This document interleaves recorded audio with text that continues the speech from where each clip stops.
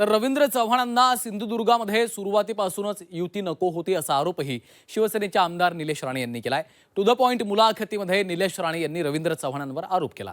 निवडणूक जाहीर होण्याआधीच रवींद्र चव्हाणांना दिवाळीमध्ये फोन केला होता, पण त्यांनी त्या फोनला अजूनही उत्तर दिलेलं नाही असं देखील निलेश राणे यांनी सांगितलं। तर येत्या हिवाळी अधिवेशनामध्ये या मुद्द्यावर मुख्यमंत्री फडणवीसांची वेळ घेऊन पुन्हा एकदा बोलणार असल्याचं राणेंनी सांगितलं। याशिवाय रवींद्र चव्हाणांची देखील भेट मागणार असल्याचं त्यांनी स्पष्ट केलं। कोणाला भेटायला पाठवलं असतं, बोलायला पाठवलं असतं तर मग हे सगळं झालंच नसतं का? अहो एकदा फोन उचलून सांगायला पाहिजे होता, निलेश डोंबिवलीला ये. बरं, गेलो असतो. फोनवर पण बोलणं नाही झालं? अजिबात नाही. मी केला होता फोन त्यांच्या पीएला. लक्ष्मीपूजन, मला आठवतो दिवाळीच्या दिवशी लक्ष्मीपूजनचा दिवस होता. मी फोन केला त्यांच्या पीएला, मी म्हणलं साहेबांना भेटायचं, फक्त सदिच्छा भेट. तेव्हा काय अशी काय चर्चा वगैरे नाही.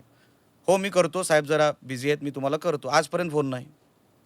अच्छा, मी साहेब सगळे प्रयत्न केले, अजूनही प्रयत्न करणार. आता नागपूर सेशन आहे, मी सन्माननीय फडणवीस साहेबांना भेटणार, वेळ दिला तर. चव्हाण साहेबांना भेटणार, वेळ दिला तर. हे मी सांगतोच आहे ना साहेब, मी कशाला त्यांच्यापेक्षा मी फारकत घेऊ शकत नाही त्यांच्याकडून.